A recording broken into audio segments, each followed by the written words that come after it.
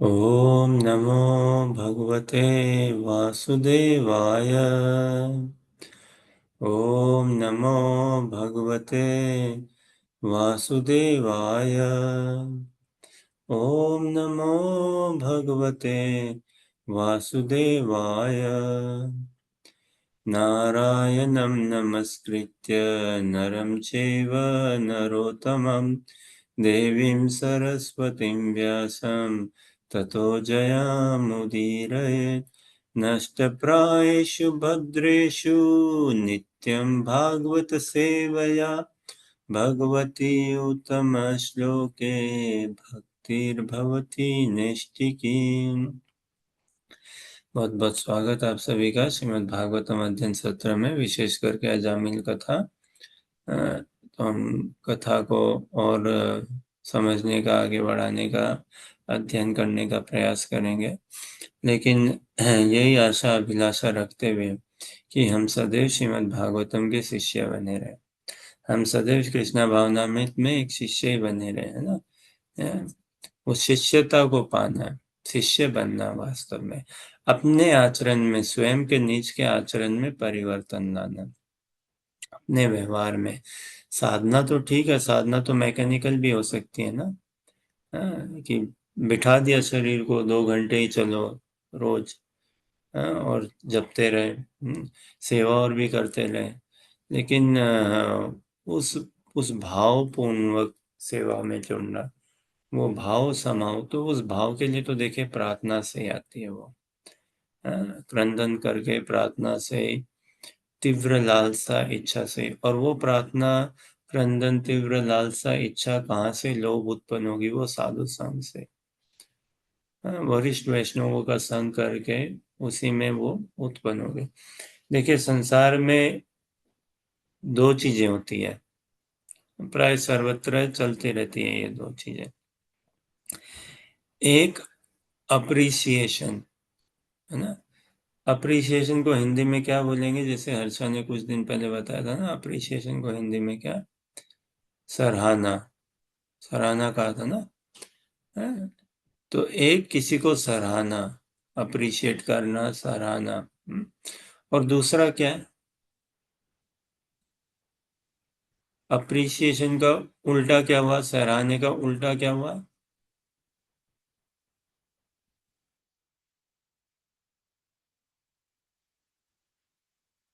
एक हम किसी को सराहे, सराहे, है ना, प्रशंसा करनी, अप्रिशिएट करना, सराहना।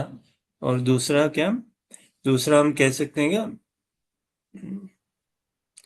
तो चलिए ये थोड़ा सोचिए थोड़ा सोचिए अब। अप्रिसिएशन का उल्टा क्या? गूगल महाराज घुमाइए, अब देखिए गूगल महाराज क्या बोलते हैं। नहीं तो देखिए, तो हमारा भी साधना क्रम ऐसा है ना, ये कुछ अकेले की बात नहीं है, तो संग में करी जाती है ना भक्ति। भक्तों के संग व्यवहार में आ गया, तो एक व्यवहार में बंधना, प्रीति में व्यवहार में, भक्ति में व्यवहार में बंधना, और उस व्यवहार में बंध के क्या, हरि गुरु वैष्णव सेवा करना। ऐसा नहीं है हमें साधना छोड़नी है, जपा नहीं करना है, रीडिंग हियरिंग नहीं करना है, नहीं, वो तो खूब से खूब करना है, बहुत ध्यान पूर्वक ही करना है एकदम, है।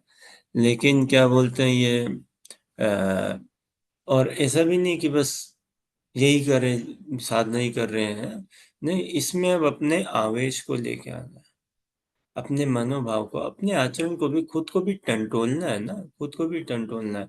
देखिए ऐसी कोई वास्तव में जादू की छड़ी नहीं है जो हमें शुद्ध भक्त बना देगी। कृपा तो है, लेकिन उस कृपा के लिए खुद को तैयार भी तो करना है ना। खुद को टंटोलना, खुद को देखना जानना अति आवश्यक है। कि भाई हम चाहते हैं भगवत धाम, लेकिन समझो जूम कथा या मंदिर में गए, कथा सुनी इत्यादि, उसके बाद घर आके आईपीएल बजा रहे हैं, है ना, या ये डांस इंडिया डांस, है ना, इंस्टाग्राम, यूट्यूब, टिकटॉक, फलाना ढिमकाना, जो भी है, ये सब। और सास बहू थी, है ना, क्योंकि सास भी कभी बहू थी, तू मैं, है, ये सब करेंगे तो फिर कैसे होगा? क्योंकि भगवान तो देखो 24 घंटा हमसे बात करने को आतुर है, फिर वो बोलेंगे, अच्छा तुमको अभी भी भगवत धाम चाहिए क्या?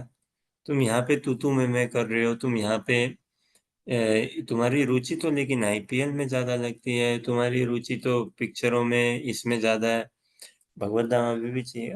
तो इस हिसाब से हमें अपने आप को बचा के रखना है वास्तव में, और हमारे व्यवहार आचरण में, कि भले ही समाज में रहते हुए चलिए, घर परिवार ये वो तो कभी टीवी देखना ही पड़ जाए, या ये असत माहौल में असत वार्तालाप सुनना भी पड़ जाए, लेकिन कानों में प्रवेश हो, आंखों से भी वो हमारे देखें, हम हमारे मानस पटल में चढ़े भी समझे, लेकिन हम एकदम भी लिप्त ना हो, एकदम भी लिप्त नहीं, हम्म?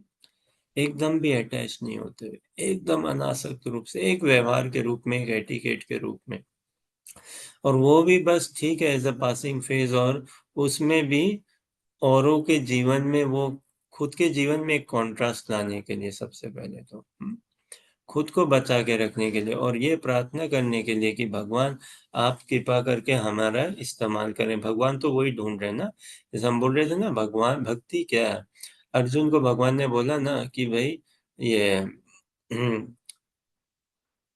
तस्मात् त्वामुत्तिष्ठ, है ना, युद्ध लभस्व जित्वा शत्रुं भुङ्क्ष्व राज्यं समृद्धम्। मयि एव एते निहितं पूर्व एव, क्या, मयि एव एते निहितं पूर्वमेव, निमित्त मात्रम भव सव्यसाची, कि अर्जुन तू बस निमित्त बन, मेरे को एक निमित्त चाहिए। तो भगवान थोड़ा सा लौकिक व्यवहार में ऐसे ही कर रहे हैं कि अर्जुन देख, मेरे को तो एक 6 फुटी आदमी चाहिए, जिसके 2 हाथ हो, 2 पैर हो, है ना, 2 आंख हो, एक नाक, 2 कान, ऐसे करके, है, एक जीवा हो, और जिस 6 फुटी आदमी को मैं उसके हाथों को यूज कर लूं, कि भाई वो हाथ से पूरा ऐसे पोज ले लो, जैसे हम पोज लेते हैं ना, एरो छोड़ने का, तीर छोड़ने का, पूरा पोज ले लो बस, और छोड़ दो, अपनी जान से बढ़िया निशाना लगा के। अब कहाँ जाना है नहीं जाना है, वो मेरे हाथ में है ना, वो मैं करूंगा सब, और सब हो ही रहा था भगवान की कृपा से, सुदर्शन ही सबको मार रहे थे, कर रहे थे जो करना उनको। अब लेकिन ये चाहिए तो ना कि कोई ना कोई तो चाहिए ना जो तीर फेंके। अब समझो अगर ऐसा हो कि तुम पांडव लोग बैठ जाओ, भगवान ऐसा कर सकते थे, तुम लोग सब बैठ जाओ, और सामने वाली पार्टी, तुम लोग तैयार हो युद्ध के लिए, चलो, और सुदर्शन भगवान छोड़ दे उस समय, जा भाई सुदर्शन सबको मारा, क्या इसमें क्या रोमांच है बताओ। भगवान को कोई प्रसन्नता नहीं है, ये भगवान ऐसे कार्य नहीं करते। भगवान का एक हिसाब से बताऊं, भगवान का रिमोट कंट्रोल क्या है? एक हिसाब से देखें, सुदर्शन चक्र ना, दबा दो दबा दो। भगवान कर सकते थे, लेकिन ऐसा नहीं करते ना, इसीलिए भगवान है, इसीलिए चमत्कार करते हैं, लोगों को लगता है चमत्कार, वास्तव में प्रभुपाद जी बोलते हैं वैसे, चमत्कार तो अज्ञानी लोग है ना, वो चमत्कार को नमस्कार करते हैं, उनको लगता है ऐसा चमत्कार सॉर्ट ऑफ। तो ऐसा नहीं है कि चमत्कार करते हैं इसलिए भगवान है तो सहज चमत्कार हो जाता है, क्योंकि हम में वो क्षमता नहीं है उनकी क्रियाओं को समझने की। और हम भी चमत्कार पे ही रहते हैं, हम किस चमत्कार पे अपने आप जीवन को व्याप्त करना चाहते हैं? कृपा। हमारे लिए चमत्कार मतलब क्या? कृपा। चमत्कार इज इक्विवेलेंट टू कृपा फॉर अस, शुड बी। क्योंकि आज अगर हम थोड़ा भी टंटोलें अपने आप को, आज हम साधु संघ में हैं, भगवत सेवा भगवत भक्ति जितनी भी मात्रा में कर रहे हैं, बाप रे, we could have never imagined, अगर मैं अपने आप के लिए कहूँ, एंड कोई साधक जागृत अवस्था में थोड़ा भी हो ना, वो ऐसा नहीं सोच पाए कि हाँ भाई मैं तो डिजर्व ही करता था भक्ति करना। नहीं, वो तो ये देखेगा भाई, क्या क्या ये खजाना हाथ लग गया है, कैसे तैसे कैसे ये खजाना, अब इसको हम कैसे संभालें, कैसे संभालें, है ना, इतना डेलिकेट खजाना हाथ लग गया है, इसको तो बहुत ही ध्यान पूर्वक, एक्सट्रीमली हैंडल विथ केयर, हमारी भक्ति को, साधना को, हमारे संग को, हाँ? तो इसी आशा और अभिलाषा के साथ, और इस प्रश्न के साथ, क्या, सराहना, है ना, अप्रिसिएशन, सराहना, देखो संसार में किसी को सराहे, ऐसे तो कर्मियों लोग एक दूसरे को कम ही सराहते हैं, लेकिन साधु समाज में हम देखते हैं कि भक्त लोग एक दूसरे को खूब सराहते हैं और सहज सराहते हैं, है ना। और सराहने में, किसी को अप्रिशिएट करने में, एक हृदय में एक बहुत प्रसन्नता होती है वास्तव में। ये हमारे हृदय का बड़प्पन होना चाहिए और ये स्वाभाविक होना चाहिए, सराहना। तो इसका ओपोजिट क्या है? सराहना का विपरीत क्या हुआ? तो देखिए, और इसी आशा अभिलाषा के साथ कि हम हमेशा श्रीमद् भागवतम के शिष्य बने रहे,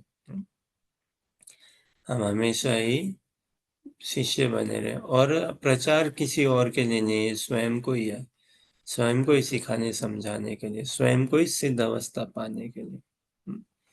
किस तरह से हम कृपा पूर्वक, कृपा की भीख मांगते हुए अच्छे साधु संग में इस शरीर को ढालें कि भाई शरीर तू बैठ जा, कम से कम 2 घंटे एक स्थान पे और जपा कर रमते हुए। मन तू मान जा, मेरा मित्र बन जा और सहायता कर मेरे को अपने आप को भगवान में समर्पण करने में। विवेक तू कृष्ण बुद्धि में मेरा विवेक रख। कैसे? हाँ। तो मन, बुद्धि, अहंकार, इन सब के योगदान से हमें स्वयं को भगवत धाम की ओर आरूढ़ करना है। वैराग्य विद्या निज भक्ति योगा शिक्षार्थमेक पुरुष पुराणम श्री कृष्ण चैतन्य शरीरधारी कृपाम्बुदीर्यतमहं प्रपद्ये।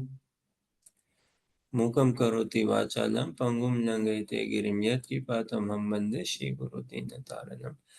वाञ्छाकल्पतरुभ्यश्च कृपा सिन्धुभ्येव च पतितानां पावनेभ्यो वैष्णवेभ्यो नमो नमः। जय श्री कृष्ण चैतन्य प्रभु नित्यानंद श्री अद्वैत गदाधर शिवासादि गौर भक्त वृंद। हरे कृष्ण कृष्ण कृष्ण हरे हरे, हरे राम राम राम हरे हरे। तो हम अपने अध्ययन को आगे बढ़ाते हैं।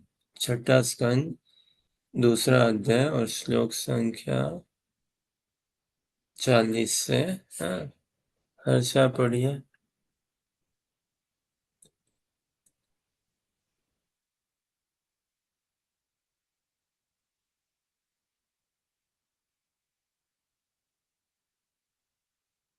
पढ़ पाओगे क्या हर्षा? अंजलि पढ़िए। In Haridwar, Ajamil took shelter at a Vishnu temple where he executed the process of Bhakti Yoga. He controlled his senses and fully applied his mind in the service of the Lord. हम भी पढ़ते हैं, हाँ। Ajamil fully engaged in devotional service. Thus, he detached his mind from the process of sense gratification and became fully absorbed in thinking of the form of the Lord. पढ़िए Anjali. When his intelligence and mind were fixed upon the form of the Lord, the Brahmana Ajamil once again saw before him four celestial persons. He could understand that they were those he had seen previously, and thus he offered them his obeisances by bowing down before them. Upon seeing the Vishnu Dutas, Ajamil gave up his material body at Haridwar on the bank of the Ganges. He regained his original spiritual body, which was a body appropriate for an associate of the Lord. Accompanied by the order carriers of Lord Vishnu, Ajamil boarded an airplane made of gold. Passing through the airways, he went directly to the abode of Lord Vishnu, the husband of the goddess of fortune. Ajamil was a Brahmana who, because of bad association, had given up all Brahminical culture and religious principles. Because most fallen, he stole, drank, and performed other abominable acts. He even kept a prostitute. Thus he was destined to be carried away to hell by the orders couriers of Yamraj. But he was immediately rescued simply by a glimpse of the chanting of the holy name, Narayan. Therefore, one who desires freedom from material boundaries should adopt the process of chanting and glorifying the name, fame, form, and pastimes of the Supreme Personality of Godhead, at whose feet all the holy places stand.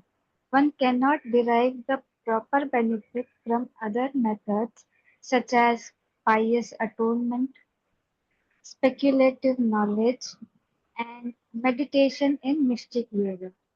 Because even after following such methods, one takes to fruitive activities again, unable to control his mind, which is contaminated by the base qualities of nature, namely passion and ignorance.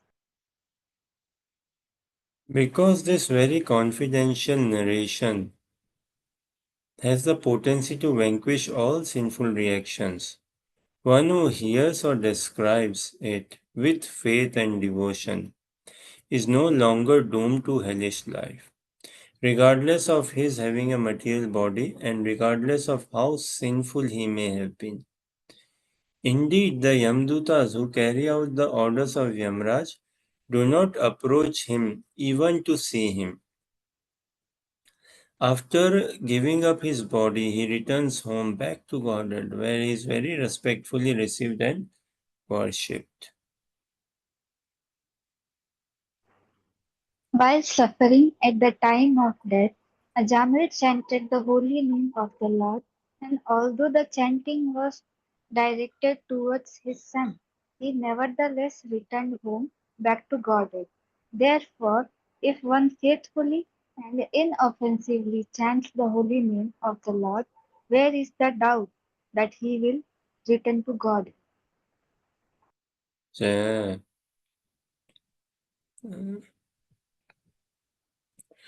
तो ये जो यात्रा है अजामिल की, ये हमारी यात्रा होनी चाहिए, है ना? हमारी यात्रा बननी चाहिए ये, है कि नहीं? अभी भगवान तो अर्जुन के व्यपदेश से हमें उपदेश दे रहे थे भगवत गीता में। वैसे ही श्रीमद् भागवतम में अजामिल के इस व्यपदेश से, अजामिल के इस घटनाक्रम से, इस इतिहास से हमें ही भगवान प्रेरित कर रहे हैं, प्रोत्साहन दे रहे हैं भगवत धाम की ओर बढ़ने के लिए। अब बात ऐसी है, अजामिल के साथ तो ये घटनाक्रम हुई, ठीक है, और देव कृपावश उन्होंने शरीर छोड़ते समय नारायण पुकारा, है ना, नारायण कहा, भगवान का नाम लिया। हम ऐसी हमको हमारी कोई गारंटी नहीं, और ऐसा क्यों? अगर हम वास्तव में प्रेम से बनना चाहते हैं ना, तो प्रेम से बनना चाहते हैं तो कोई वेट करेगा क्या कि कब शरीर छोड़ने का समय है तब नाम ले लो? ना, हम तो अभी से ही लेना चाहते हैं नाम जब, अभी से ही ऐसा होना चाहिए हमारा मनोभाव। और हाँ, अजामिल हमारे लिए आदर्श है वास्तव में, है कि नहीं? अब देखिए, अजामिल के जीवन में तो ऐसा यू टर्न आया, हाँ? उन्होंने विष्णुदूत और यमदूतों का ये संवाद सुना, हाँ? स्वयं साक्षात ये संवाद सुना, और ऐसा उनके जीवन में वो यू टर्न लेके आया, और फिर वो कहाँ? हरिद्वार की ओर गए, है ना? और फिर एकांतिक भाव से भजन में जुड़े, है कि नहीं? जैसा अभी हमने पढ़ा ना इन अनुवादों में, कि वो हरिद्वार के लिए गए और वहाँ पे आश्रम में भजन करने लगे, कुटिया में, जिस तरह से अपने मन और इंद्रियों को पूरा काबू करने के लिए। इस संसार में फसावट तो मन इंद्रियों को ही लेके है ना, क्योंकि इस संसार में हम व्यवहार मन इंद्रियों से करते हैं, हाँ? तो वो उनको पूरा काबू में लाने लगे और भगवान का चिंतन किया, है ना? अपने आप को इंद्रिय तृप्ति से एकदम विरक्त रखते हुए भगवान का चिंतन किया, भगवान के रूप का चिंतन किया, भगवान के रूप का चिंतन किया, और ऐसा वो अपने आप को साधना क्रम में ढालने लगे, किस उद्देश्य से? एक एक गंतव्य, एक पर्पस है। बताओ उनका गंतव्य पर्पस क्या था? भगवत धाम की प्राप्ति उनका मुख्य कोई गंतव्य या पर्पस नहीं था वो, प्रयोजन या उद्देश्य नहीं था। लेकिन एक उनके अंदर एक कौतूहल था, एक एक जिज्ञासा, एक उनके अंदर अवश्य ये गंतव्य या स्प्रिया या प्रयोजन था। वो क्या था? उन विष्णु दूतों का पुनः दर्शन पाना, है कि नहीं? इन विष्णु उन विष्णु दूतों का पुनः दर्शन पाना। तो वो कि भाई मैं जाऊं हरिद्वार,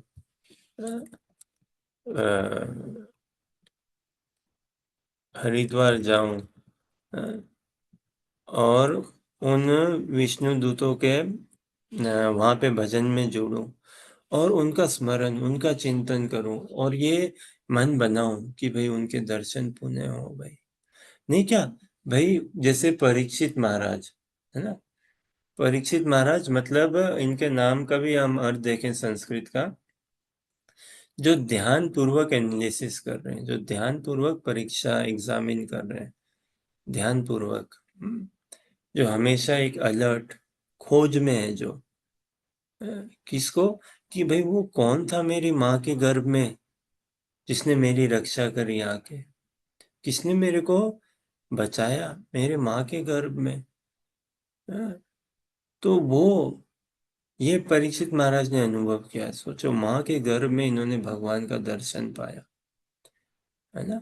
और फिर तो सुने जन्म के बाद उत्तरा से, अपनी माता से, अपने पिता से सुने ही वो। पिताजी तो नहीं थे गए, माता से, और घर परिवार में सभी से, कि कैसे तुम्हें भगवान श्री कृष्ण ने बचाया, गर्भ में ही थे तब तुम। तो उनका नाम दिया परीक्षित। अब वो पूरे जन्म, अपने पूरे जीवन वो परीक्षण कर रहे हैं ना, कि वो कौन थे, वो कौन थे, पर्सनैलिटी कहाँ है, कहाँ है, कहाँ है, उनके खोज में। तो अजामिल भी जब विष्णु दूत, हालांकि उस समय उनके पास अवसर था, जब यमदूत चले गए तो अजामिल कुछ कहना चाहते थे, है ना? और विष्णुदूतों ने उस समय अंतर्धान हो गए। उनके पास उस समय अवसर था, रुक जाते और अजामिल भी उनका दर्शन पाते, कुछ बात करते, लेकिन नहीं, यही पिपासा बढ़ाने के लिए, अजामिल की भूख प्यास को बढ़ाने के लिए, भगवत दर्शन के प्रति भूख प्यास को बढ़ाने के लिए, उन्होंने एक बार का अपना अच्छा कोटा दे के फिर निकल गए। बोले अब तुम जाओ, अब हमने तुम्हें इक्विप कर दिया है दिव्य ज्ञान से, ना? अब दिव्य ज्ञान से तुम्हें हमने सजा दिया है एक हिसाब से, अब इसको तुम पहनो, इसको अब तुम क्रियान्वित करो, अब तुम अपने एंड से कुछ दिखाओ वास्तव में कि यू मीन इट, है ना? तुमने नामाभास लिया तो देखो उसका हमने तुमको ये दिव्य ज्ञान दिया। अब शुद्ध नाम लेने के लिए ना, प्रेम पूर्वक नाम लेने के लिए, अब फिर तुम शुद्ध नाम में, साधना में तो जुड़ना पड़ेगा, भजन तो करना पड़ेगा। अब तुम खुद से वो एटीट्यूड बिल्डअप करो कि यू रियली वांट इट। और ऐसा नहीं है कि फिर हम तुमने छोड़ दिया, हम तो हैं ही, हमेशा ही तुम्हारे साथ, हमेशा ही है। तो फिर ये विष्णुदूत भी थे ना उनके पास, विष्णुदूत भी उनको दर्शन दिए। अ, वो अजामिल हम पूरा का पूरा चिंतन कर रहा था भगवान के नाम का, रूप का, गुण का, लीलाओं का, और ऐसे करके वो अपने आप को संसारी विचारों से, संसारी धारणाओं से, संसारी कैलकुलेशन से सब मुक्त कर। अब देखिए अजामिल की स्थिति कैसी है ना? अभी कौन सा, मतलब कोई जादू टोने वाली बात नहीं है, इन द सेंस, इस हिसाब से देखे कि उनके साथ जो बीती कान्याकुब्ज में ना, है ना, वो माँ बाप, पत्नी, बच्चे चले गए, अब इसका इमोशन कितना हाई रहा होगा, नहीं क्या? मटीरियली भाई कितने हैवी स्ट्रेस हो जाता है, नहीं क्या? ऐसे ही हम देखते हैं, पत्नी छोड़ के चले जाए किसी के, संतान, माँ बाप, और कोई फिर वो जुआ, सट्टा, शराब, क्या कुछ इसमें उलझ गए ना पूरा। और बाद में उनको पता चला अरे मैं धार्मिक और कैसा अधार्मिक बन गया। तो ये जो इम्प्रेशन है ये भी तो उनके साथ गए होंगे ना हरिद्वार, ऐसे कैसे नहीं गए होंगे? गए होंगे। अब फिर दिन रात जैसे कई हम सुनते हैं ना सेना के लोग जवान है ना गए ना कहीं अमेरिका से, फ्रांस से, इधर यूके से और ऐसे कहाँ इराक में और अफगानिस्तान में इधर हाँ? और फिर वो जब वापस आए वहां से तो कितने ऐसे पीटीएसडी बोलते हैं क्या, पोस्ट ट्रॉमा क्या ऐसा कुछ सिंड्रोम ऐसे करके, स्ट्रेस सिंड्रोम या क्या, तो युद्ध के बाद का है ना। देखिए ये युद्ध करना मार कटाई करना ये हमारे लिए स्वाभाविक नहीं है। और ठीक है कोई सेना में भर्ती हो जाता तो क्या वास्तव क्षत्रिय बन गया क्या, उसका वो खुद कश्मकश में कि भाई मैं सही है नहीं है क्या कर रहा हूँ क्या नहीं कर रहा हूँ, सरकार ने तो बोल के भेज दिया है। लेकिन नीति के अभी देखिए ये रशिया इजराइल में जो चल रहा है क्या बोलते हैं, रशिया और यूक्रेन में और इजराइल और पैलेस्टीन में, अभी वहां की सेनाओं को आप देखें, अगर हम देखें क्या उन पे बीतती होगी दोनों साइड के। अब समझो दोनों सैनिक आमने सामने खड़े हैं और उनको एक दूसरे को मारना पड़ रहा है। ये मानना स्वाभाविक नहीं है लेकिन ऐसा बताते हैं कि इनको ट्रेनिंग कैंप में इस तरह से ट्रेन कर देते हैं ना कि एकदम इनको मारने के लिए बना देते हैं पूरा योग्य कि मारो मारो। एक एक हिसाब से जैसी इनको ट्रेनिंग देते हैं ना साइकोलॉजी, इनकी साइकोलॉजी में ऐसा फिट हो जाता है कि खून कोई दिक्कत नहीं है, किसी को लाश को देखना कोई दिक्कत नहीं है, किसी को आंख के आगे एकदम मार देना कोई दिक्कत नहीं है। इस हिसाब से इनको भयंकर तरीके से ट्रेन किया जाता है एक्चुअली में। और खास करके देख रहे हैं ना जहाँ पे सोचो आप मार रहे हो कहीं बम फेंक रहे हो, पता है बच्चे हैं वहां पे, बुजुर्ग हैं, स्त्रियां हैं, है ना, मारे जा रहे हो उनको, कैसी बात है। तो अब वो वापस आते हैं युद्ध से अपने गांव देश शहर में जहाँ पे युद्ध हो गया पूरा, उनकी सर्विस हो गई। अब क्या वो सीन्स उनके दिमाग में नहीं चलते? चलते हैं बाबा। और कईयों को फिर स्ट्रेस होता है, बोले अब हम आके क्या जॉब करें, कोई और दूसरी जॉब कर नहीं सकते। उनका लाइफस्टाइल भी ऐसा हो जाता है ना सेना का, इतना मतलब वो डिसिप्लिन ऐसी लाइफस्टाइल हो जाती है, वो सिविलियन लाइफस्टाइल में वो अपने आप को बिठा भी नहीं पाते, है ना। और फिर आके उनको बड़ा अपने आप को सेटल करने में बहुत दिक्कत होती है, बहुत होती है।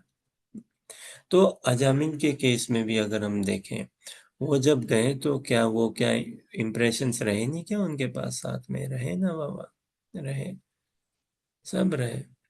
अ, कि पत्नी थी, माँ बाप थे, बच्चे थे, मैंने उनको छोड़ दिया, वैश्या को घर लाया, उससे संतान उत्पत्ति करे ये वो। फिर और एक बात देखिए, वो 88 की उम्र के और बच गए, विष्णु दूतों ने बचा लिया।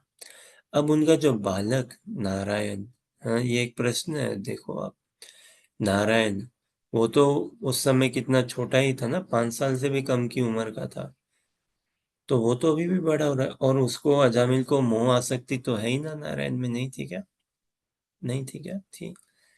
तो ये अजामिल ने डेमोन्स्ट्रेट किया कि नहीं भी मेरे को असत्संग छोड़ना है, मेरे को ऐसे माहौल में नहीं रहना है, ऐसे माहौल में मैं भक्ति नहीं कर पाऊंगा, ऐसा माहौल में मैं भगवत धाम की ओर नहीं बढ़ पाऊंगा। इन इन विष्णुदूतों ने जो कृपा करी है इसका मेरे को एक्नॉलेजमेंट तो दिखाना होगा ना, हाँ? ये नहीं कि मैं अपने बल पे पा जाऊंगा भगवान को, ये उनका उद्देश्य नहीं नहीं रहा, बट जो मेरे पे ये कृपा हुई है इसका अनुमोदन तो करना है ना। जैसे होता है ना ईमेल या कुछ भेजते हैं हम किसी को पत्र, और बोलते हैं ना ईमेल में ऐसा रेड रिसीट आ गई, व्हाट्सएप में भी 2 टिक आ गया क्या, ब्लू आ गया क्या ऐसा, या एक एक्नॉलेजमेंट लेटर आ गया क्या कि यहाँ पे उन्होंने स्वीकार एक्नॉलेज किया। तो अजामिल उसी हिसाब से विष्णुदूतों ने जो बताया उसी हिसाब से कि भाई विष्णुदूत देख लो ये हमारी एक्नॉलेजमेंट एक्ट है, अब हम ये घर छोड़ के जा रहे हैं कान्या रूप से, इस वेश्या को जिसको हमने पति पत्नी रूप से पालने लगे। अब सोचो, सोचिए संसार में इतना हैवी इमोशंस का ताता रहता है, भयंकर भयंकर। और कलयुग में तो और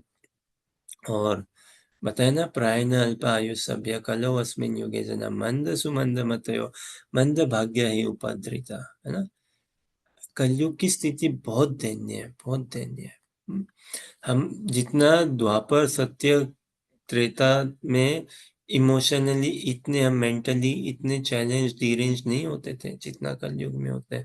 क्यों? क्योंकि हम लॉस्ट है ना, हमें कोई विवेक नहीं है, शास्त्रों नहीं पढ़ते हम, सबसे बड़ी विडंबना ये है।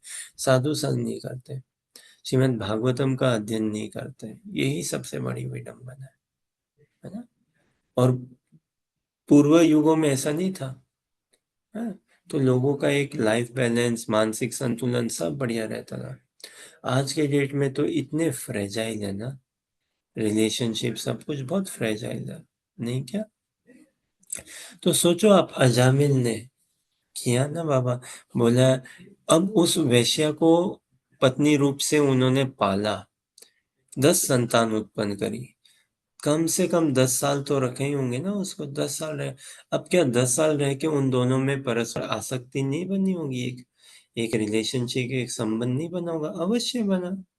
10 संतान उत्पन्न करी, संतानों को भी पाल रहे हैं, बड़ा कर रहे हैं, पता नहीं क्या शिक्षा दे रहे हैं इत्यादि, है ना। जैसे और संसार में क्या बोलते हैं वो क्या स्टक होम सिंड्रोम, ऐसा कुछ है ना, एक सिंड्रोम, क्या बोलते हैं?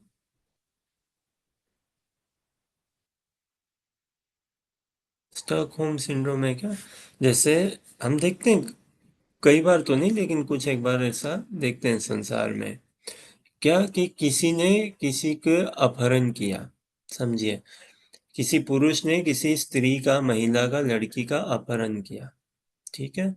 और उसके साथ कोई शारीरिक शोषण नहीं किया उसका, है, ज्यादा जागती ऐसे शोषण नहीं किया, लेकिन अपहरण करके उसको ले गए कहीं वीरान जगह में, या जहाँ पे अपने घर में या किसी घर पे, और एक कमरे में बंद करके रखा, या एक फ्लैट में बंद करके रखा, और कोई शारीरिक शोषण नहीं किया उनपे, और उनको टाइम टू टाइम खाना पीना भी दे रहे हैं, समझो। लेकिन उनका ऐसे अपहरण करके, और कुछ टाइम तक रखा उनको, और कुछ बातचीत, किसी ने किसी सबसे व्यवहार किया, दुर्व्यवहार किया, या मित्रता भी दिखाई। फिर 6 महीने, 1 साल या कुछ समय बाद उस लड़की को छोड़ भी दिया, और कुछ व्यवहार रख के बना के। तो एक एक साइकोलॉजिकल इफेक्ट हो जाता है ना। कई हम थोड़ा सुनते हैं ऐसा समाज में, कि उन स्त्री को, उस लड़की को, उस व्यक्ति पे जिन्होंने अपहरण किया, उसके प्रति एक स्नेह उमड़ जाता है। सोचो आप, एक अफेक्शन, एक एक मित्रता बन जाती है, एक सॉफ्ट कॉर्नर बन जाता है। स्टॉकहोम सिंड्रोम कुछ ऐसा करके बोलते हैं, कि आपने जिसको जैसा हाथी का बताते हैं ना, हाथी को ऐसे ही तो पालते हैं, हाथी को ऐसे ही ट्रेन करते हैं ना। मोहब्बत पहले एक खुद खड्डा खोदता है हाथी के लिए, ठीक है। फिर वो ऐसी चाल चलता है, हाथी को ऐसे भगा के एक रास्ते में ऐसा लेके आता है कि हाथी उस खड्डे में गिर जाए। अब गिर गया, अब तुरंत मोहब्बत पहुंचता नहीं वहां पे। हाथी पहले प्रयास कर रहा है खड्डे से बाहर निकलने का, प्रयास कर रहा है, कर रहा है, कर रहा है, कुछ हो नहीं पा रहा है। हाँ, वो खुद का इतना भारी शरीर है हाथी का, है ना, कैसे वो खुद के शरीर से नहीं उठ पाता है भाई, उस खड्डे से नहीं निकल पाएगा।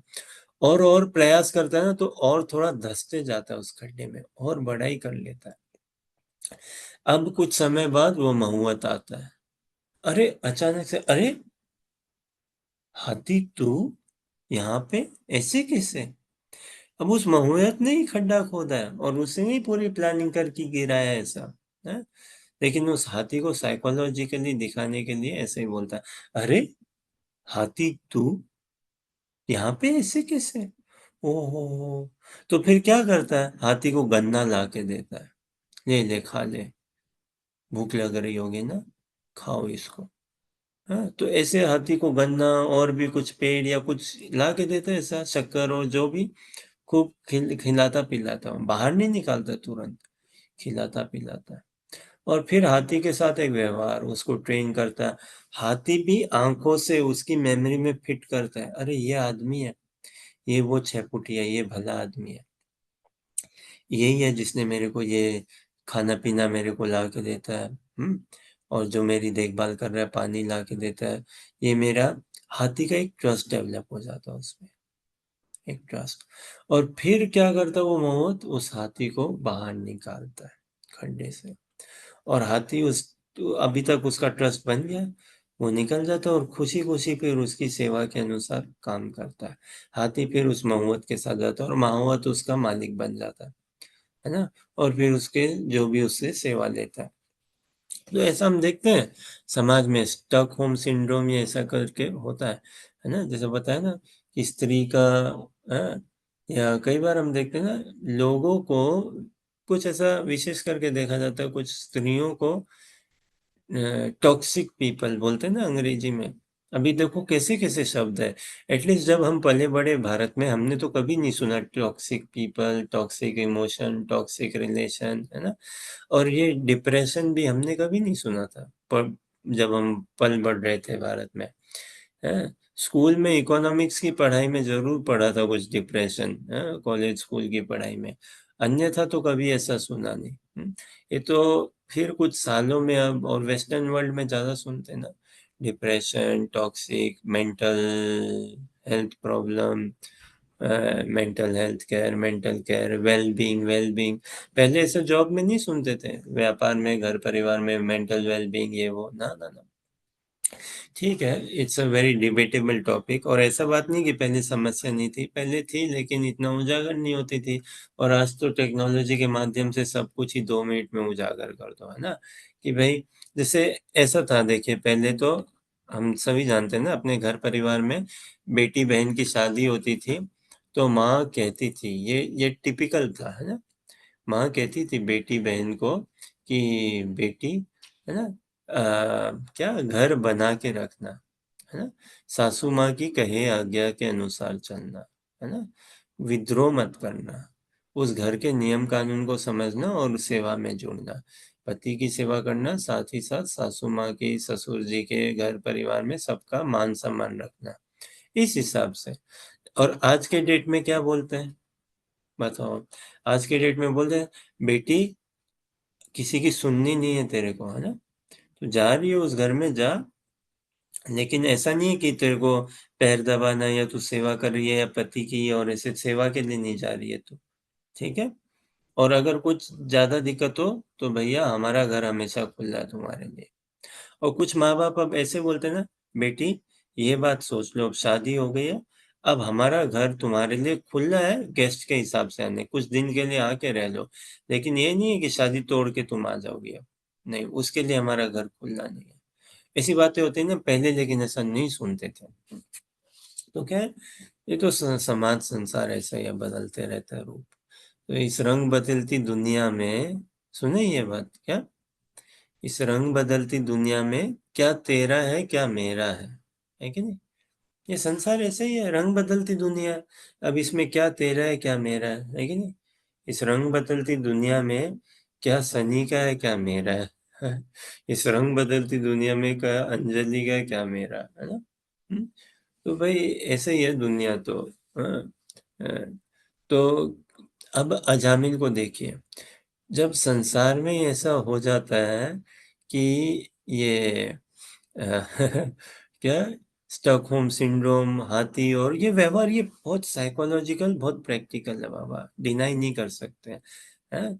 स्कूल कॉलेज में भी आप देखो हमारे व्यवहार के, थोड़ा हम अपने इमोशंस और देखें, होता है ना कोई हमारे साथ स्कूल कॉलेज में रैगिंग बोलते हैं ना, भारत में बहुत होता है ना, स्कूल कॉलेजों में रैगिंग करता है, तो जो व्यक्ति रैगिंग करता है ना, उसी के प्रति एक अट्रैक्शन हो जाता है। कई बार हम देखते हैं ना, बॉलीवुड भी तो ऐसा दिखाता है कि जो गुंडा है, रैगिंग करता है ऐसा बदमाश, लेकिन उसके प्रति हो जाता है एक अट्रैक्शन, है ना, है कि नहीं।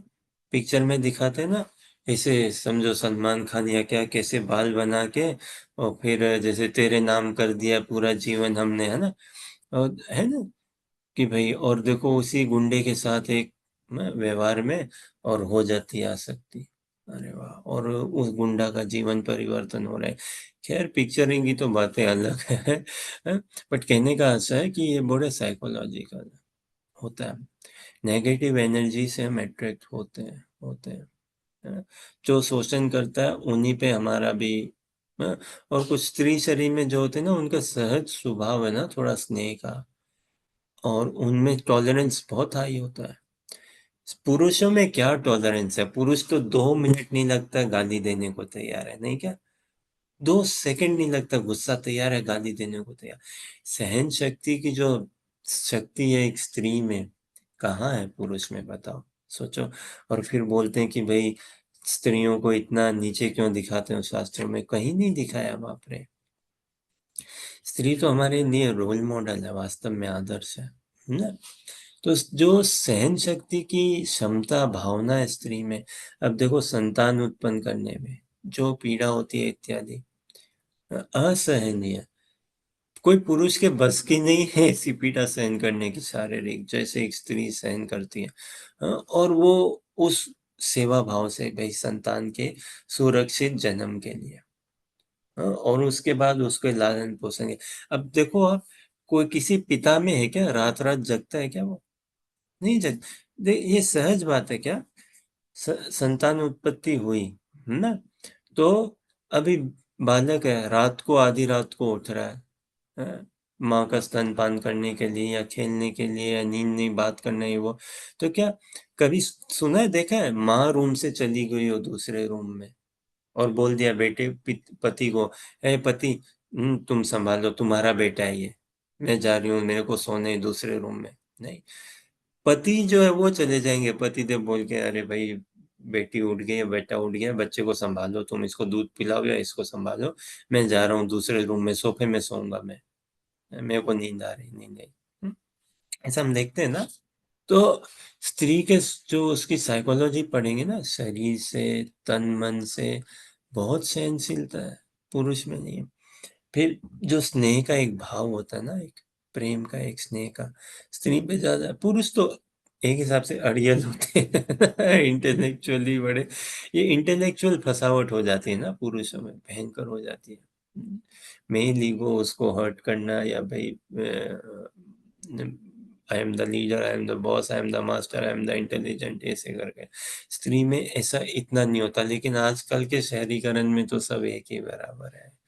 कोई ऐसा नहीं है। स्त्री भी भई लड़ाकू तैयार है एकदम सब सब तरह से। ख़ैर कहने की बात ऐसी है कि अजामिल उन्होंने 10 वर्ष तक देखो अब कथा में जितना प्रवेश करें उसी में रस है ना। कम से कम 10 बरस तक उन्होंने उस वेश्या को अपने घर में पत्नी रूप से पाला। 10 संतान उत्पन्न हुए। तो क्या उनका उन संतानों के प्रति मोह नहीं है? उन संतानों के प्रति स्नेह आसक्ति नहीं है? अरे उनका ही संतान है ना। और क्या उस वेश्या के प्रति मोह आसक्ति नहीं है? है ना? हेत प्रेम नहीं है क्या? बांधत्व नहीं है क्या? एक फ्रेंडशिप है? एक प्रीति आत्मीयता। अब अजामिल ने सब कट कर दिया, चले गए हरिद्वार। अजामिल ने कर दिया, छोड़ो घर-बार चलो हरिद्वार। तो वास्तव में जब बैराग उत्पन्न हो जाए ना, बढ़ जाना चाहिए आदमी को, बढ़ जाना चाहिए। हुँ, हृदय में जब भाव प्रकट हो जाए, बैराग उत्पन्न हो जाए, अपने शिक्षा गुरु, दीक्षा गुरु, वैष्णवों से आज्ञा लेके उनके उनकी आदेश अनुसार भजन में फिर रम जाना चाहिए पूरा। कब तक घर परिवार ना इस हिसाब से, सबकी स्थिति अलग होती है वैसे, सबकी स्थिति अलग होती है। हुँ, लेकिन आदमी को इतना घर परिवार कोई किसी के लिए नहीं रुका है, वास्तव में। कोई किसी के लिए नहीं रुकता है, कोई किसी के लिए नहीं रुका है। और अजामिल के इस संकल्प से, उनके इस स्टेप से, उनके इस डिसीजन से कि भई मैं जा रहा हूँ कान्याकुब्ज छोड़ के हरिद्वार, घर पे बताया हो, नहीं बताया हो। और मैं अब अपने माँ-बाप के पास भी नहीं जा रहा हूँ, अपनी पत्नी के पास भी नहीं जा रहा हूँ, बच्चों के पास भी नहीं जा रहा हूँ, जिनको घर से निकाला। मैं अब हरिद्वार ही जा रहा हूँ। ना मैं उनके साथ पैचअप करने जा रहा हूँ, उनके साथ संबंध बनाने अब बात भी कितनी होगी ना, 10 साल, 20 साल कहाँ ढूँढूँगा माँ-बाप को, पत्नी को, बच्चों को और फिर धर्म में फँसूँगा। भई उनको क्षमा माँगूँगा, उनको मनाऊँगा, उनका देखभाल करूंगा, क्या करूंगा, फिर धर्म में फंसूंगा और इधर अधर्म में फंसा हूं। अब मेरी उम्र हो गई कितनी, 88, अजामिन की 88। अब 88 किसी की अवस्था हो गई है ना शारीरिक, वो कोई अवस्था नहीं है समाज में किसी को अपने आप को समाज के लिए उपयोगी बनाने के लिए। वो कोई अवस्था नहीं है ना किसी से कि भाई पिताजी अब मैं आपका देखूं, पत्नी मैं तुम्हारे लिए करता हूँ, बच्चों चलो ये करता हूँ। आदमी को तो आज के डेट में 60-70 के बाद तो ऐसे भी सोसाइटल ऑब्लिगेशनों से फ्री हो जाए। वो कोई ऑब्लिगेशन को क्या बोलेंगे हिंदी में?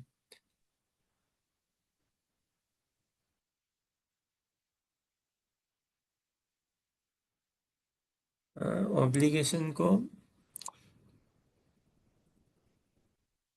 एक हिसाब से जिम्मेवारी, जिम्मेवारी तो नहीं, जिम्मेवारी तो रेस्पॉन्सिबिलिटी है, लेकिन जिम्मेवारी से भी ज्यादा समझे तो उनको कोई, ये उनका दायित्व या जिम्मेवारी नहीं है कि समाज में, है ना, ये कि भाई मैं अपने संबंधों को ठीक करूं, ये ठीक करूं, है ना।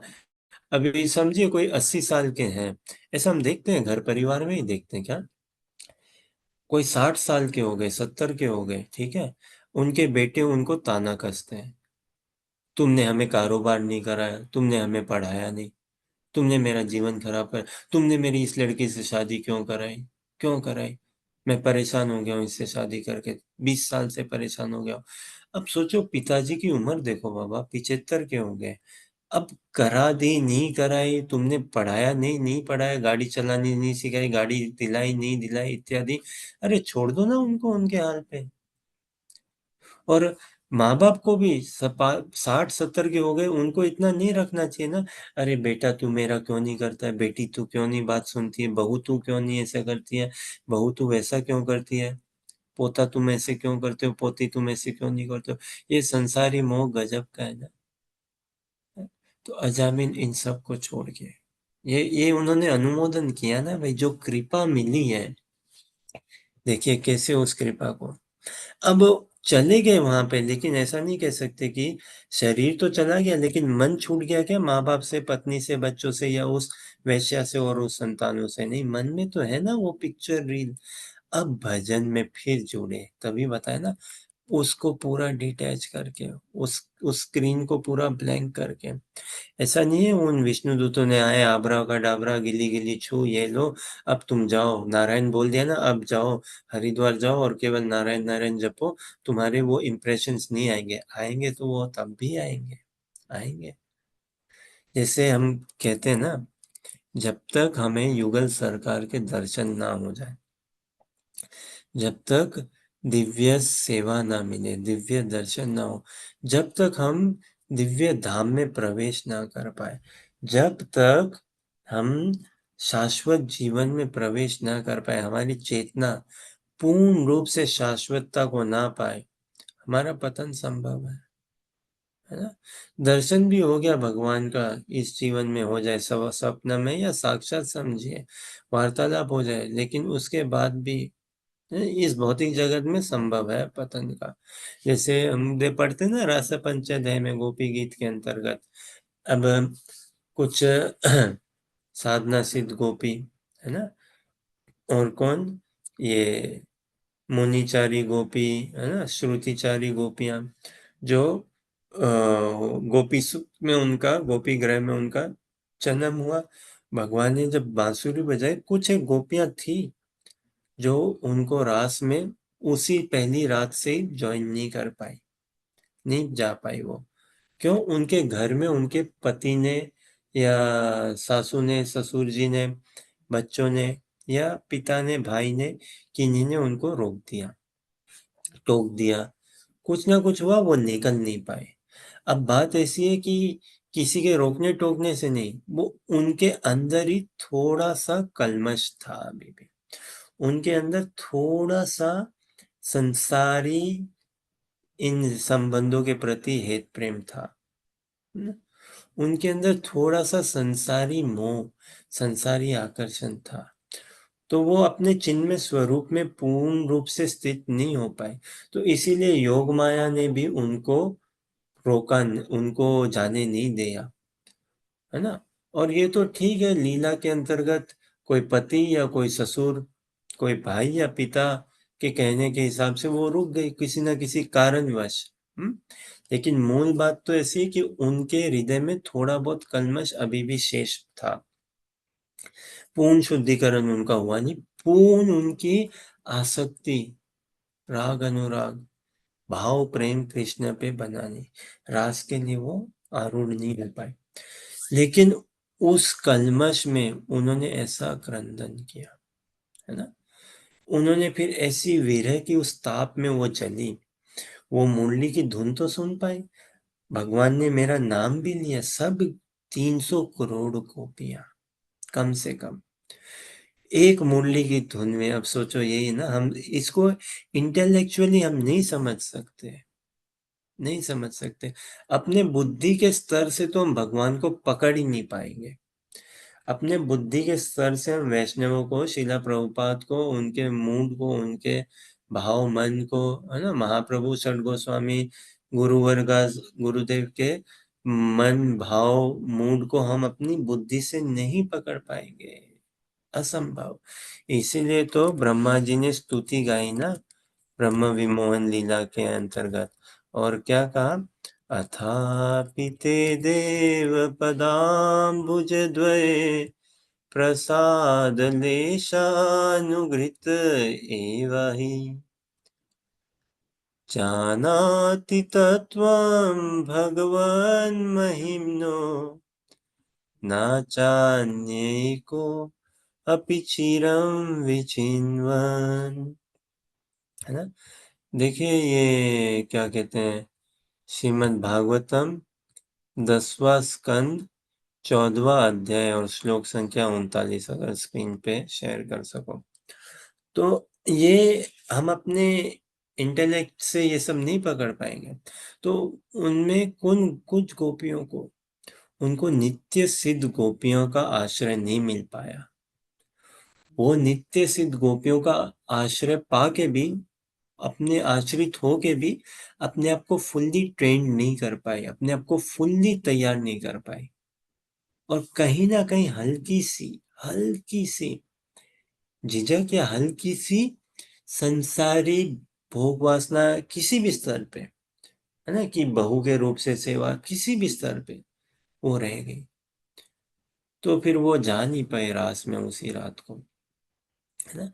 देखिए 10, 14, 29 अगर स्क्रीन पे ला सके तो देख सकते हैं कि भगवान को बुद्धि के स्तर पे हम नहीं पकड़ पाएंगे, एकदम भी नहीं पकड़ पाएंगे। तो ऐसे गोपियां नहीं जा पाई ना। फिर उन्होंने क्या किया, क्रंदनी किया भयंकर, उस वीर अग्नि ताप में वो तपी, एकदम क्रंदन किया बेसुध होके। अनुवाद पढ़िए।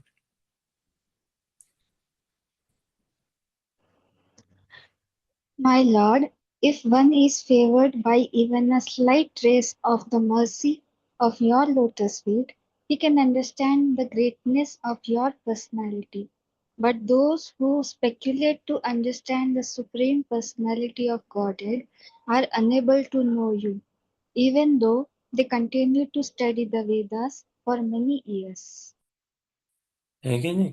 तो अब देखिए, जो शास्त्र पढ़ते हैं मैनी ईयर्स इत्यादि, कहने का ऐसा है कि भाई कितना ही, हाँ, अचिरम विचिन्वन, है ना, कि चीर काल तक कोई पढ़ लो, रट लो वेद शास्त्रों सब कुछ को, है ना, कितना ही रट लो, कितना ही बुद्धि, अपना बुद्धि के सर से लेके पैर तक बुद्धि का पूरा बल लगा दो, भगवान के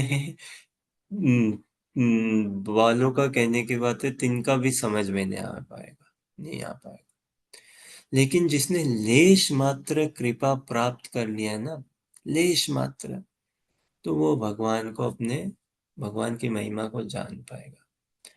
तो जो भी हमारा अध्ययन चिंतन मनन कुछ भी हो, उस कृपा को आकृष्ट करने के लिए। ऐसा नहीं है कि अच्छा सब कुछ कृपा है भैया तो ठीक है, चलाओ नेटफ्लिक्स बैठते हैं भैया, जब कृपा होगी हो जाएंगे।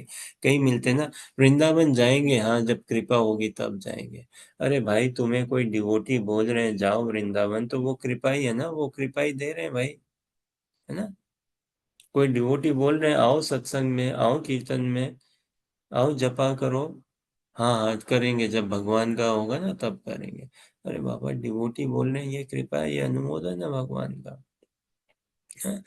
तो वो गोपियां जा नहीं सकी, वो जा नहीं सकी। फिर उस वीर्य अग्नि में ऐसी वो तपी, ऐसी तपी, है ना, कि ये दावानल बड़वानल संसार में। हाँ, अनल मतलब क्या? हाँ शनि महाराज, अंकित अंजलि, अनल मतलब भगवत गीता में आता ना, भूमि रप अनल वायु, श्लोक आता ना एक। गुरुजी, अनंत मतलब जिसका कोई अंत ना हो। अनंत नहीं कहा हमने, अनल। अनल कहा। अनल। अनल, भूमि रप अनल वायु, खम मनो बुद्धिरेव च, अहंकार इति यम में भिन्न प्रकृतिरष्टदा, है ना। तो अनल, अनल मतलब, अनल मतलब अग्नि। अग्नि ना। अनल मतलब अग्नि। तो कहने का ऐसा है कि जो दावानल बड़वानल संसार की जो भी अग्नि है, जितनी भी जैसी भी, वो अग्नि कोई, उसके सामने ये जो भक्तों के जो ताप है, उसका कुछ गोपियों का विशेष करके कोई सीमा नहीं। तो खैर ठीक है।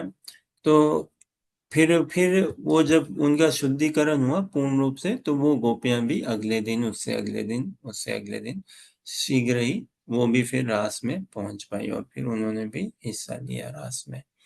तो कहने का ऐसा है कि अजामिल ने ना, उन्होंने निश्चय कर लिया, नहीं भाई अब पूर्ण रूप से शुद्धिकरण होना है मेरे को, पूर्ण रूप से। तो वो गए पूर्ण कंप्लीट 360 डिग्री अपने आप को अवेलेबल बनाने के लिए भगवान को सेवा में। तो ये भक्ति यही है, अपने आप को अवेलेबल बनाना।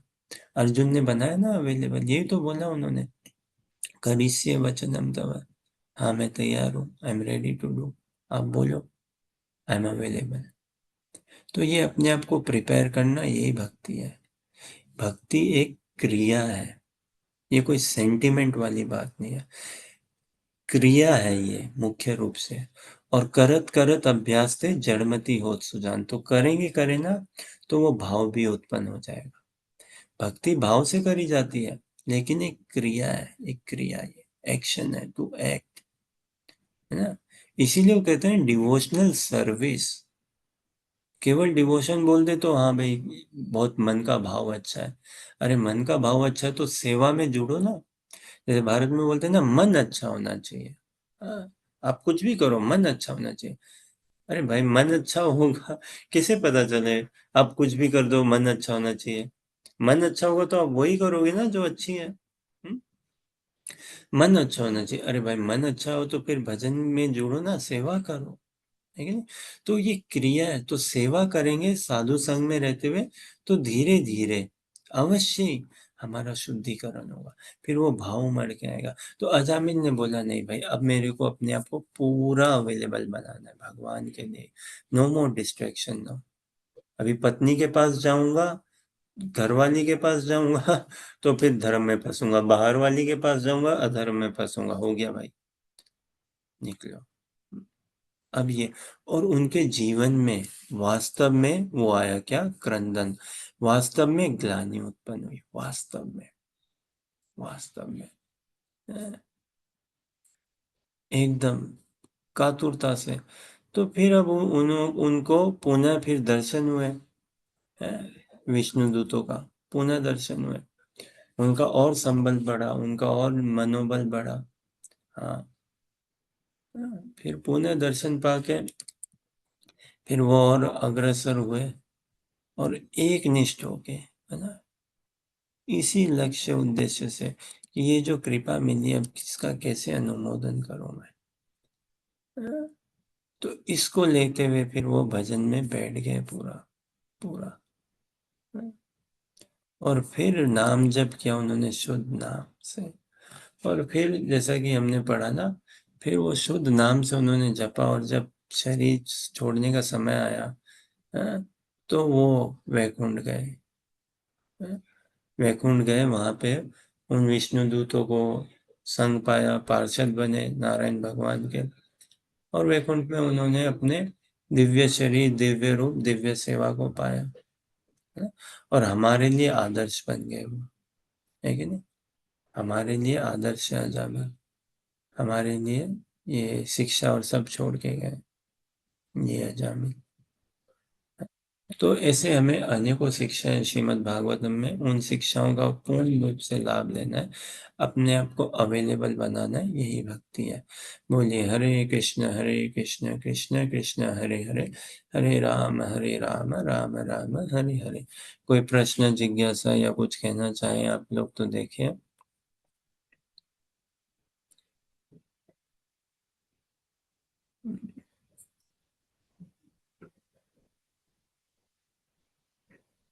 ठीक है, आपके धैर्यपूर्वक श्रवण समय संग के लिए बहुत बहुत धन्यवाद, है ना। ये जो क्रांति आई अजामिल के जीवन में, इसी हमारे जीवन में भी आना अनिवार्य है, अनिवार्य है। तो जो हम कह रहे थे ना, एक सराहना, एक अप्रिसिएशन, एक सराहना। दूसरा एक क्या होता है? क्रिटिसिज्म, है ना, आलोचना करना, निंदा करना, है ना, निंदा करना। दोनों ही रस है। एक सराहने का, किसी को सराहने का रस होता है, और एक निंदा करने का, निंदा रस। समाज में, संसार में निंदा रस में अधिकतर सब है, सोचो आप, है ना। जैसे एक एक एक थोड़ा लौकिक व्यवहार में, हम किसी पार्टी के नहीं पक्ष लेते बाबा, हमें पता भी नहीं है बीजेपी या कांग्रेस, लेकिन जो थोड़ा बहुत सुनते हैं, तो देखिए, एक भारत में कितना स्वाद आता है ना इन सालों में, विशेष करके, और माताओं में भी इतना हो गया कि क्या, एक हमारे प्रधानमंत्री ना भारत में, माननीय नरेंद्र मोदी जी, उनकी सराहना करने में, है कि नहीं, स्त्रियां तक, जिनको शायद इतनी पॉलिटिक्स की नीतियों का बारे में बोध ना हो, लेकिन मोदी जी, मोदी जी, मोदी जी, मोदी जी ने ये इतना अच्छा भाषण दिया, मोदी जी विदेश में गए हुए, ट्रम्प से मिले, ये किया, वो किया, सिंदूर ऑपरेशन चला दिया, ये कर दिया, वो कर दिया, मोदी मोदी, तो उसकी सराहना करते हैं ना, उसमें रस पाते हैं। अरे लोग घंटों घंटों तक बात करते हैं मोदी के बारे में, फिर मोदी के टीम में ये है, मोदी की टीम में वो है, प्रधानमंत्री जी के ये, इनसे मिलना जुटना, ऐसे ऐसे ये करके, भारत को क्या बदल रहे हैं, बदल दिया इत्यादि, बदल देंगे पूरा।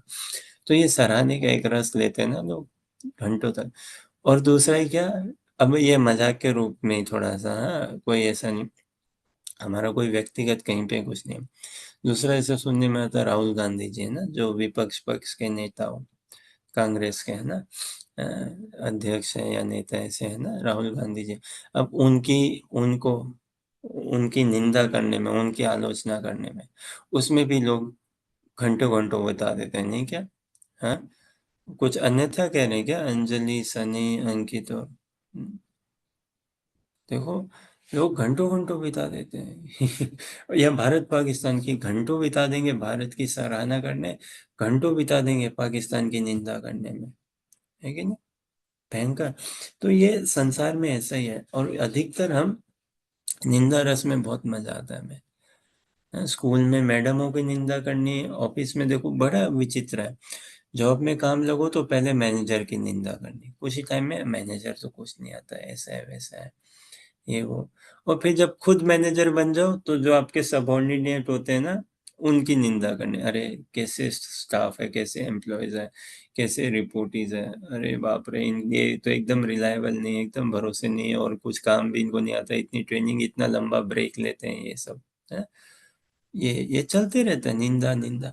और इसमें ऐसी चीज है ना, किसी की निंदा करें तो उसमें हम बह जाते हैं, बहता है वो, और किसी की सराहना करें ना, उसमें बहना चाहिए हमें।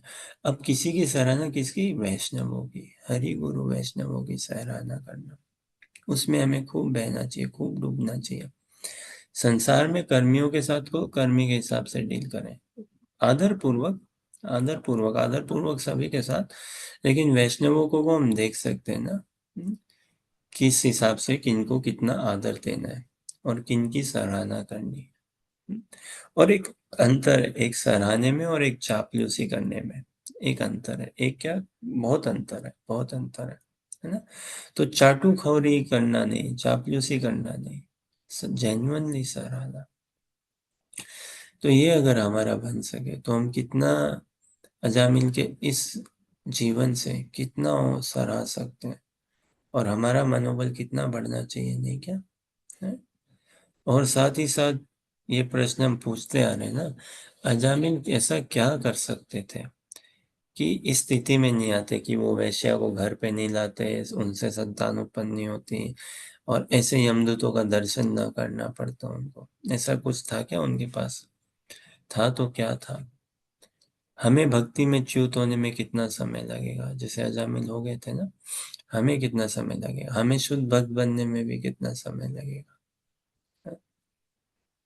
तो आपके पास अगर कोई प्रश्न नहीं हो तो इन प्रश्नों को कृपा करके हमारा थोड़ा समाधान कराइएगा।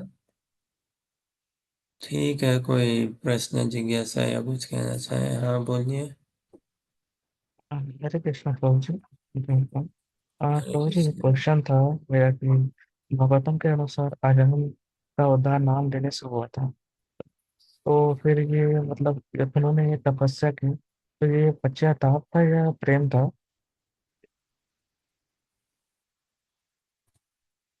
हम पूरा सुन नहीं पाए। अजामिल का उद्धार नाम देने से हुआ, ठीक है। फिर उन्होंने ये तपस्या करी, ऐसा ही ना? जी जी तो ये प्रभु जी, उन्होंने पश्चाताप या तपस्या क्या की था? थी। फिर उन्होंने ये हम्म तपस्या की थी पर वो पश्चाताप था या वो भगवान के प्रति जो प्रेम था वो था? बहुत सुंदर प्रश्न है, बहुत सुंदर प्रश्न है ना। हाँ, कि जब विष्णुदूत से वो संवाद हुआ है ना, और फिर वो हरिद्वार में अपने आप को फुल्ली अवेलेबल बनाने गए, है ना। देखो, फुल्ली कृपा को पाना ना, फुल्ली ब्लेसेड होना है तो फुल्ली अवेलेबल भी होना पड़ेगा, है कि नहीं? अपने आप को फुल्ली इन्वॉल्व, एंगेज करना पड़ेगा हमें। हमें होलसम कॉन्शियसनेस को अपनी सरेंडर करनी पड़ेगी, है ना। तो अजामिल जी, बहुत सुंदर प्रश्न है कि अब वो उसके बाद जो उन्होंने नाम जप किया, वो क्या भगवान के प्रेम के ललायत होने के लिए, उन विष्णु दूतों के दर्शन के लिए, या प्रायश्चित करते हुए? जैसे हमने बताया ना, अनुवाद में भी हम देखते हैं ना, दोनों भाव है। वो ये देखो ना, हम ह्यूमंस है ना बाबा, we can not neglect emotions. हम उसको नेग्लेक्ट नहीं कर सकते, और we can not just kill emotion. Desire, इच्छा, इमोशन है, इसको आप हम तो मार तो सकते नहीं है ना, इससे ऊपर उठ सकते हैं। इससे ऊपर उठना है, मारना नहीं है इनको, मार सकते ही नहीं है। तो अजामिल को खेद जरूर हुआ, ग्लानि जरूर हुई। जैसे ये निकालिए अंजलि, मध्य लीला अध्याय 1 श्लोक संख्या 190। बिना ग्लानि के भजन में प्रवेश नहीं हो पाएगा, नहीं हो पाएगा। जैसे अंजलि को एक भजन पसंद है ना, कौन सा? हरि हरि की मोर अति करम मंद, है ना। तो बिना ग्लानि के भजन में प्रवेश नहीं हो पाएगा। तो अजामिल को दोनों ही, उनको बड़ी पश्चाताप हुआ है। तो मध्य लीला, चैतन्य चैतामृत मध्य लीला अध्याय 1 चैप्टर 1 श्लोक संख्या 190, 190। तो उनको बहुत पश्चाताप हुआ, ग्लानि हुआ ना, कि भाई 81 बरस तो मैंने इस जन्म के गवा दिए, और अन्य को कितने जन्म मैंने गंवाए हैं, कितने गंवाए हैं। तो वो भी, लेकिन उसमें खुद को लेके नहीं, यही कि भगवान में आपकी सेवा नहीं की है मैंने। ये नहीं कि भाई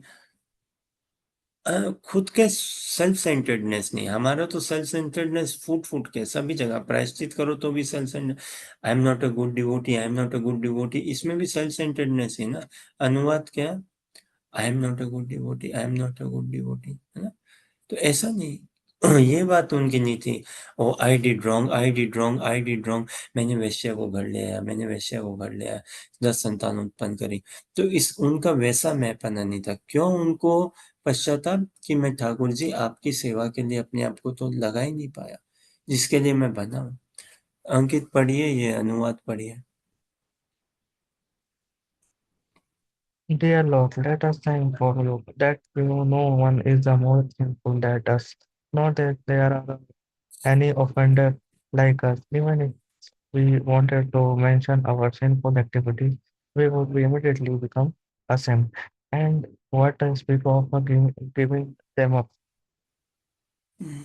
ये कौन बोल रहे हैं? ये हमारे गोस्वामी, सनातन गोस्वामी पाद कह रहे हैं महाप्रभु से। सोचो, जब महाप्रभु के दर्शन पाते हैं, शायद जगन्नाथपुरी में या प्रयाग में, जहाँ पे महाप्रभु को कहते हैं, मत तुल्यो पापात्मा नास्ति, मेरे समान, मेरी तुलना में कोई पापी आत्मा नहीं मिलेगा। न अपराधी च कश्चन, ना ही कोई अपराधी ऐसा मिलेगा। परिहारे अपि लज्जा में, अगर मैं सोचूं भी ना अपनी पाप में गाथा जीवन की, तो शर्म आ जाती है। किम ब्रुवे पुरुषोत्तम, है किस मुंह से मैं आपको बताऊं, किस मुंह से बयां करूं।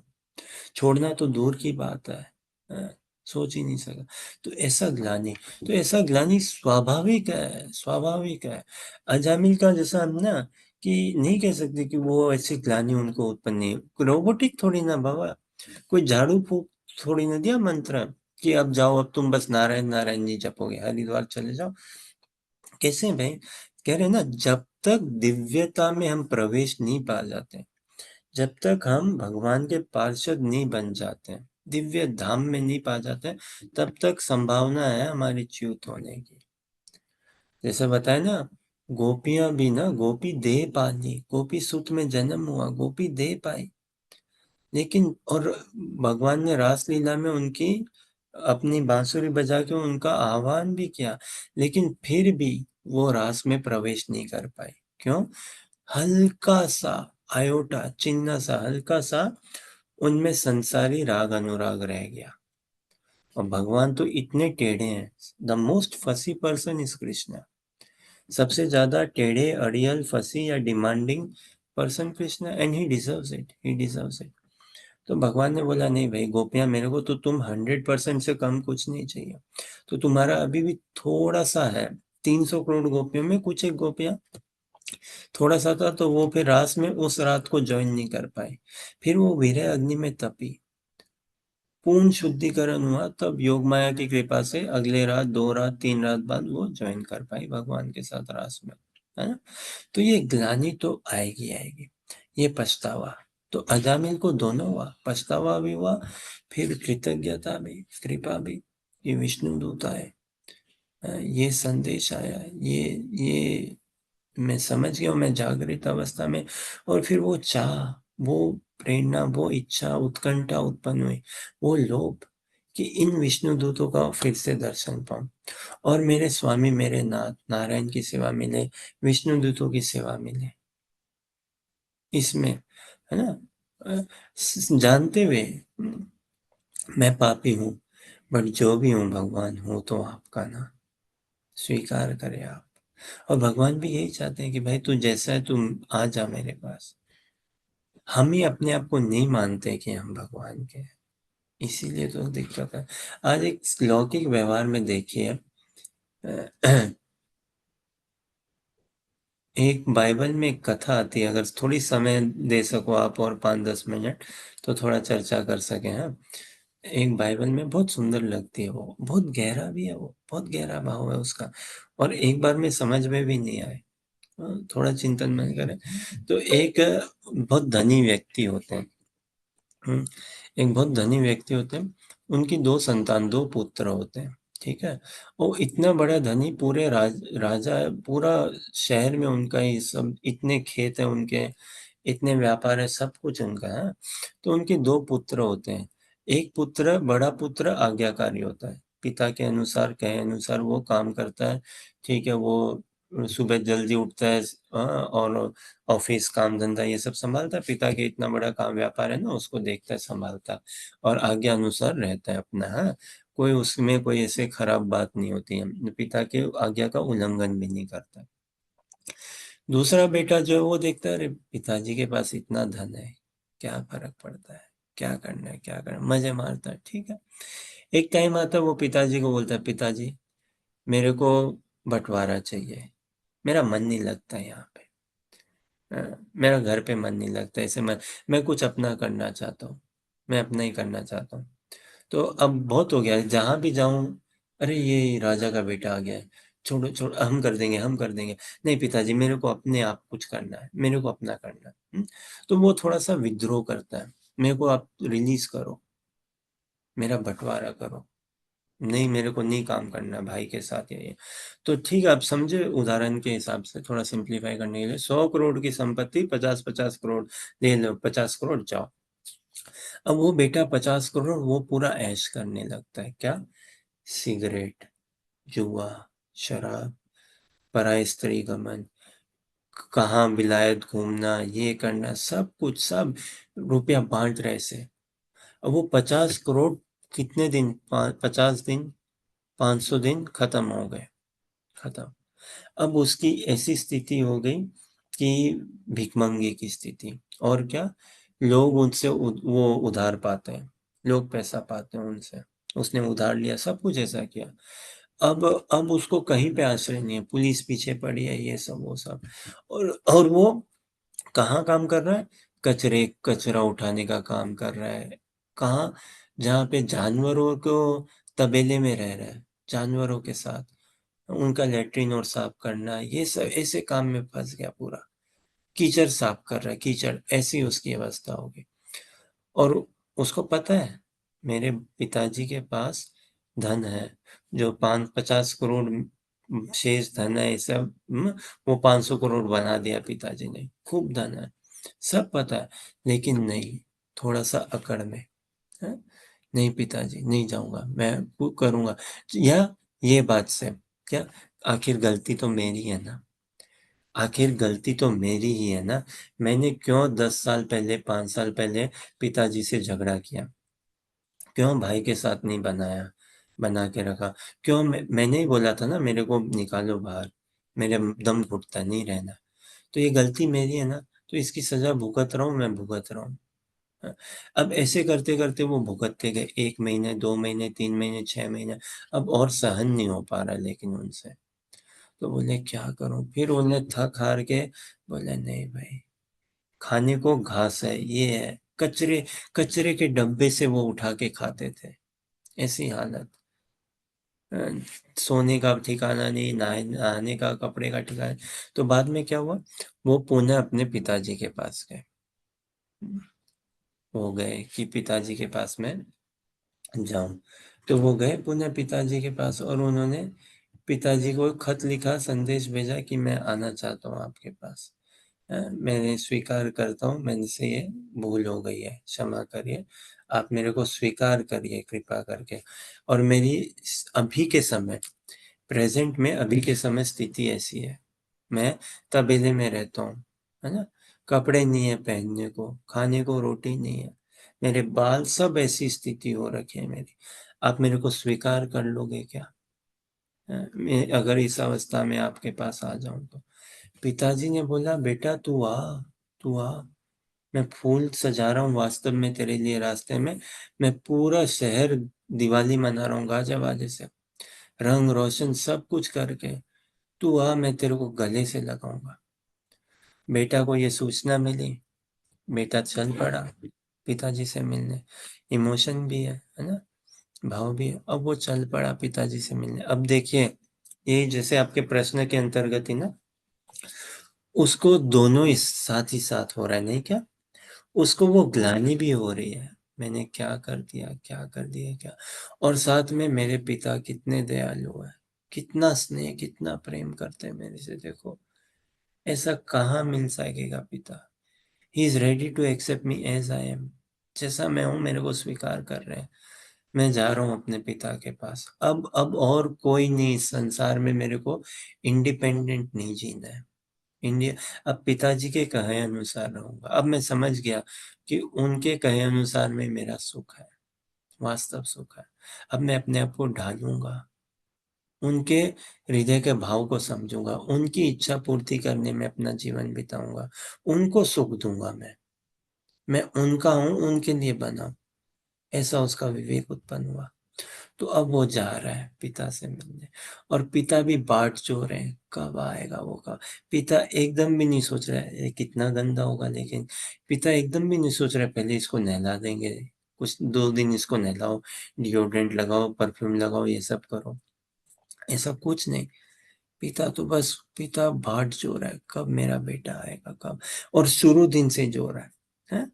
तो वो बेटा आता है। अब ये मिलन देखो, गेट खुल रहे हैं, बेटा उस रास्ते में दौड़ नहीं पा रहा है, इतना हो गया ना शरीर से ना कमजोर। धीरे चल पा। अब पिता हाथी में सवार होके आ रहे हैं, उतर गए हाथी से, रथ से। अब भागे भागे पिता आ रहे हैं। हाथी के साथ क्या भाग भाग के जाऊंगा मैं, भागे भागे। सोचो, पिता जा रहे हैं, उसका आलिंगन किया। वो वस्त्र फटे हुए, शरीर गंध मार रहा है, आलिंगन किया, चुंबन किया। उसको घर लेके आए, उसको नहलाया, खुद धुलाया, पिलाया, एकदम best of the best bed में सो, बेस्ट ऑफ द बेस्ट खाओ, पूरे मजे उसको है ना दे रहे, एकदम सुख चैन पूरा। ऐसा तो अजामिल का भी ऐसा ही, और उस व्यक्ति का भी ऐसा ही भाव ना, दोनों ही साथ में। ग्लानि पश्चाताप भी, और ये कि हाँ मेरे पिता कितने कृपालु, कितने दीवालु दयालु, और वो सहज ने, और now I am fully available, now I am fully yours, I want to demonstrate. तो हल्की सी इस कथा में देखिए ना, जो बड़ा भाई है उनको थोड़ी सी दिक्कत हुई कि पिताजी क्या बात है, मैं आपकी 50 साल से नौकरी कर रहा हूँ, जी हजूरी कर रहा हूँ, आपकी सारी आज्ञा का पालन कर रहा हूँ, मैं आपका कर्तव्य पूर्ण, मैं आपकी प्रेम भी करता हूँ, सेवा भी करता हूँ, मैंने तो ऐसा कभी गलत काम भी नहीं किया, लेकिन आपने मेरे लिए कभी ऐसा माहौल नहीं बनाया, ऐसा व्यवहार मेरे साथ नहीं रखा कभी। है? मेरा बर्थडे भी आया तब भी इनको कुछ ऐसा मनाया नहीं, इसका तो बर्थडे भी नहीं है, और इसने तो देखो ना बदनामी भी करी है, छोड़ के गया है, क्या कुछ किया, और अभी कौन सा कुछ अच्छा नाम कमा के आया है, कर्जा ही लेके आया, पुलिस भी पीछे, सब कुछ, और आप इसके साथ ऐसा कर रहे हो, इतना स्नेह, ऐसा कैसे कर रहे हो? मेरे को दुख हो रहा है, मेरे को हर्ट हो रहा है, नहीं क्या हर्ट हो रहा है।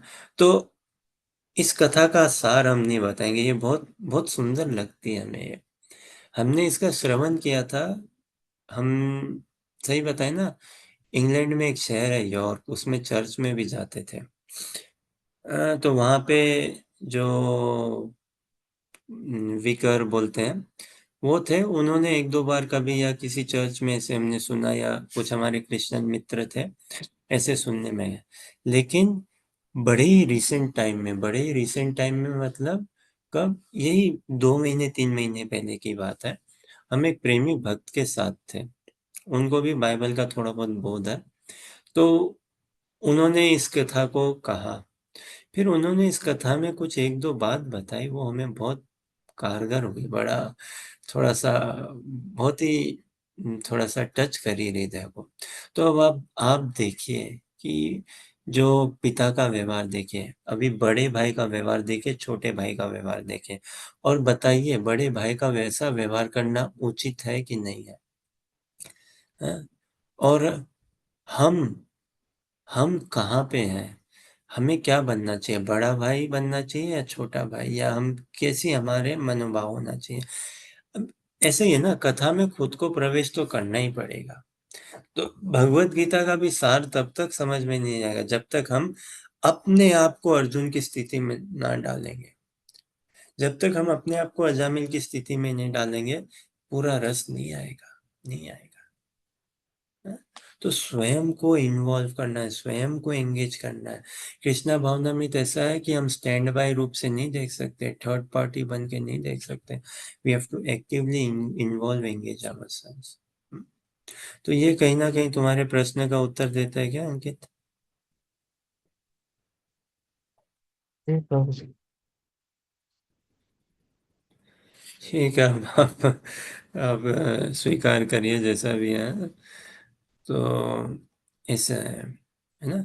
तो एक और प्रश्न आ गया अब आप लोग के लिए, है ना? एक तो हम कहते हैं कि भैया जामिल बच सकते थे क्या? फिर शुद्ध भक्ति में हमें कितना टाइम लगेगा? हम भक्ति से कब च्युत हो सकते हैं? कितना टाइम लगेगा? अब ये जो बताई ना अभी बाइबल से, ये जो स्टोरी एक कथा, तो देखिए राजा, उस पिता धनी, उसके 2 संतान, 2 पुत्र है ना? बड़ा बालक, छोटा पुत्र है, और ये व्यवहार ऐसा है। हम किस स्तर पे, हम कौन से, हम छोटे बेटे हैं, बड़े बेटे हैं? बड़ा बेटा जो कह रहा है सही कह रहा है, नहीं कह रहा है? छोटा बेटा जो कर रहा है सही कर रहा है, नहीं कर रहा है, इत्यादि। पिता जो कर रहे हैं सही कर रहे हैं, नहीं कर रहे हैं, देखिए कैसे क्या। ठीक है, और कोई प्रश्न, जिज्ञासा या कुछ कहना चाहें?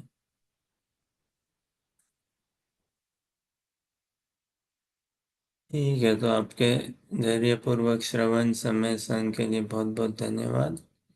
कृपा करके इसी तरह हमारा उत्साहवर्धन करते रहिए। कृपा करके अपना आशीर्वाद हमें देते रहिए। बोलिए हरे कृष्ण कृष्ण कृष्ण हरे हरे, हरे राम राम राम हरे हरे। हरि बोल।